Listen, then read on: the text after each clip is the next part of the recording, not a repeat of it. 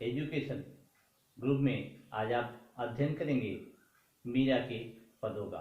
तो आइए class start करने से पहले आप हमारे चैनल को सब्सक्राइब और लाइक अवश्य कर दें, जिससे हमारी सभी वीडियो आपको आसानी से प्राप्त हो सके। तो अध्ययन प्रारंभ करते हैं मीरा के पहले पद से। मेरो तो गिरधर गोपाल दूसरो ना कोई, जाके सिर मोर मुकुट मेरो पति सोई।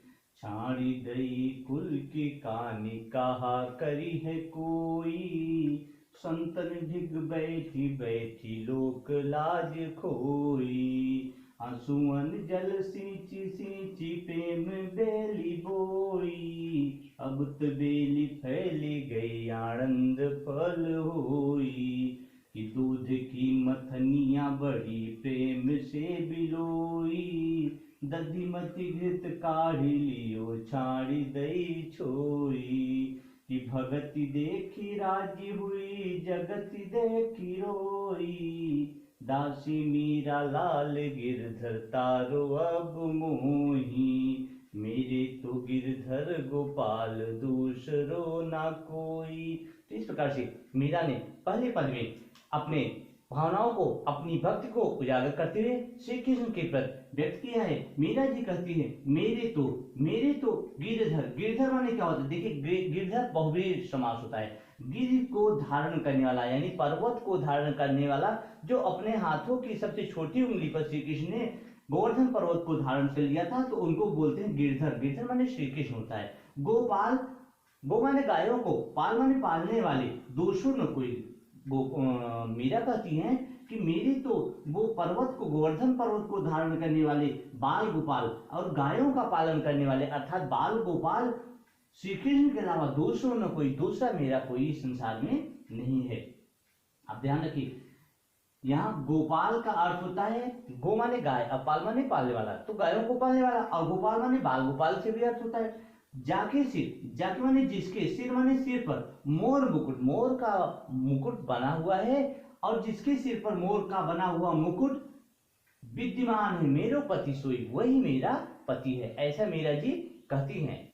आगे की पंक्तियों में मीरा कहती है कि छाड़ी गई, छोड़ दिया मैंने, कुल माने खानदान की, कानी माने मर्यादा, तो कहती है कि मैंने अपने खानदान की कुल मर्यादा को भी छोड़ दिया, अर्थात परित्याग कर दिया। तभी तो मीरा दर दर की ठोकरें खाती हुई, भटकती हुई श्री कृष्ण का नाम जपती हुई और सन्यासिनी रूप में भटकती है। तो मीरा कहती छाड़ दी, मैंने छाड़ दिया, छोड़ दिया, कुल माने खानदान की, कान माने मर्यादा को, कहा करी है कोई, तो मैं, मेरा कहा कौन करेगा, अर्थात मैं किसी का भी कहा नहीं करूंगी। संतन ढिग, संत माने साधु, ढिग माने पास, साधुओं के पास बैठ बैठ कर मैंने लोक लज्जा को खो दिया। जो हमारी सांसारिक लज्जा होती है जो स्त्रियों की, उसको मैंने क्या किया है, उसको समाप्त कर दिया है। आंसुअन जल, मैंने आंसू रूपी उस जल से सींच सींच कर प्रेम बेल बोई, और प्रेम रूपी इस अमर बेल को तैयार किया है, बोया है। ठीक है, यानी बहुत कठिन परिश्रम से मैंने श्री कृष्ण की इस भक्ति को प्राप्त किया, ऐसा मीरा कहना चाहती है। अब तो बेल फैल गई, अब वह जो है प्रेम रूपी बेल क्या हो गई, फैल गई, चारों तरफ फैल गई। और जैसे कोई अमर बेल होती नहीं जो वृक्ष पे फलती है, तो वह पूरे वृक्ष पे फलती है, वैसे यह प्रेम रूपी जो बेल है, लता है, बेल माने लता, वह लता क्या होती है, मेरे पूरे शरीर पर वह फैल गई, अर्थात श्री कृष्ण का प्रेम मेरे शरीर पर पूरी तरीके से परिपूर्ण हो गया, आच्छादित हो गया मेरा शरीर उस प्रेम से। आनंद, आनंद माने आनंद फल हुई, और अब मुझे जो जिस फल की प्राप्ति होगी वह आनंद रूपी फल की प्राप्ति होगी। फिर आगे मीरा कहती है कि दूध की मथनियां, जिस प्रकार से दूध में मथने के लिए जो मथानी होती है, लकड़ी की जो होती है मथनियां, उस मथनियां को क्या करते हैं, बड़े प्रेम से बिलोई, बिलोई मैंने मिलाई, मथने के लिए जो मिलाते हैं, तो जिस प्रकार से कि दूध में मथनी को बहुत प्रेम से धीरे धीरे उसमें मिलाते हैं, उसी प्रकार से धीरे धीरे मेरा प्रेम श्री कृष्ण के प्रति परिपूर्ण हो गया, ऐसा मीरा व्यक्त करती है। दही, दही माने दही में मथना होता है, जो मथानी होती है दही में डालकर मथी जाती है। घृत, तो घी, काढ़ी माने निकाल लियो, निकाल लिया जाता है।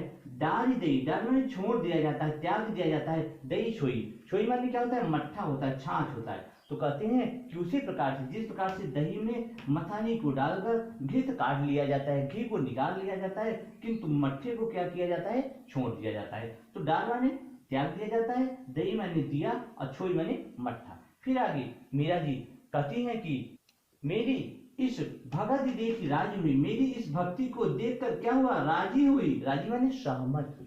तो जो भक्त लोग हैं वो मेरी भक्ति को, जो सज्जन लोग हैं वो मेरी इस भक्ति को, श्री कृष्ण के प्रति भक्ति को देखकर क्या करते हैं, राजी होते हैं, अर्थात सहमत हो जाते हैं। उनकी इच्छा भी रहती है कि हाँ ठीक है।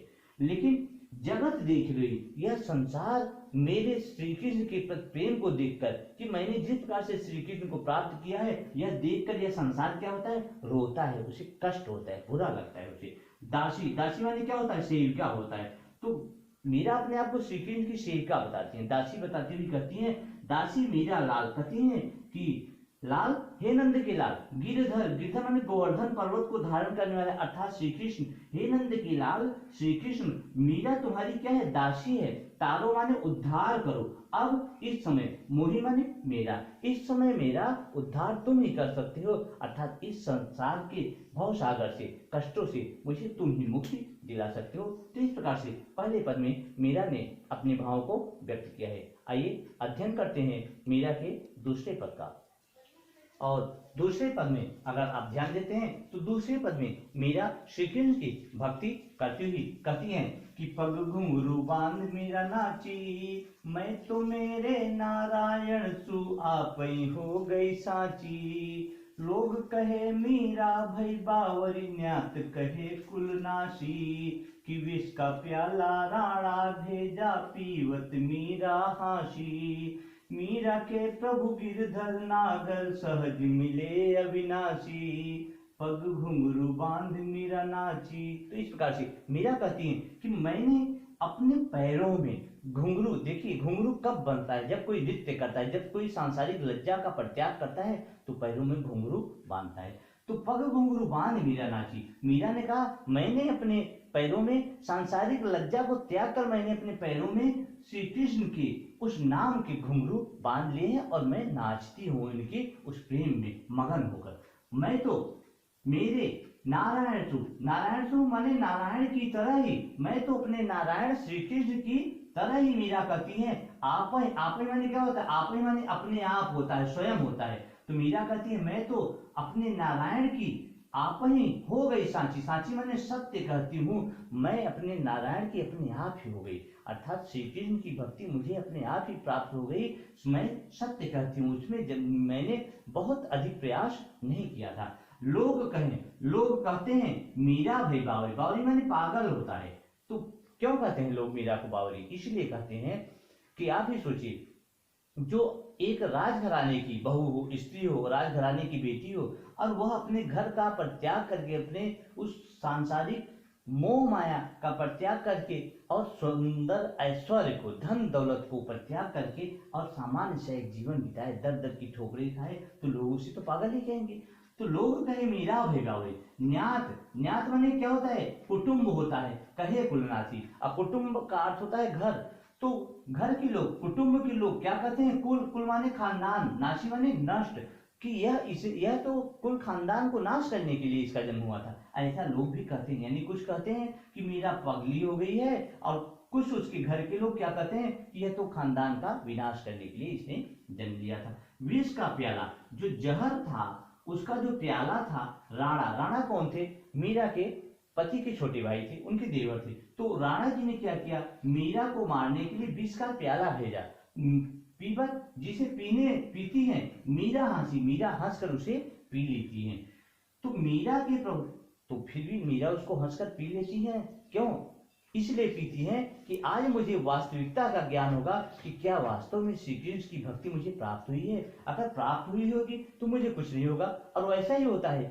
हंसकर वो विष का प्याला पी लेती हैं और उन्हें जरा सा भी कुछ होता नहीं। तो इस प्रकार से उन्हें एहसास हो गया कि श्री कृष्ण की मुझे पूर्ण रूप से भक्ति प्राप्त हो चुकी है। और अंतिम पंक्तियां में मीरा कहती हैं, मीरा के प्रभु गिरधर नागर। मीरा कहती है कि मेरे तो प्रभु भगवान गिरधर गोवर्धन पर्वत को धारण करने वाले, नागर माने चतुर, सहज, सामान्य रूप से, तो कहती है मीरा कि मेरे तो वही गोवर्धन पर्वत को धारण करने वाले चतुर भगवान श्री कृष्ण ही हैं, सहज सामान्य रूप से मिले, प्राप्त हो गए, अविनाशी, जिनका कभी नाश नहीं होता, वे मुझे सामान्य रूप से प्राप्त हो गए। इस प्रकार मीरा अपने भावों को व्यक्त करती हैं। तो आज की इस वीडियो में बस इतना ही। Thank you so much.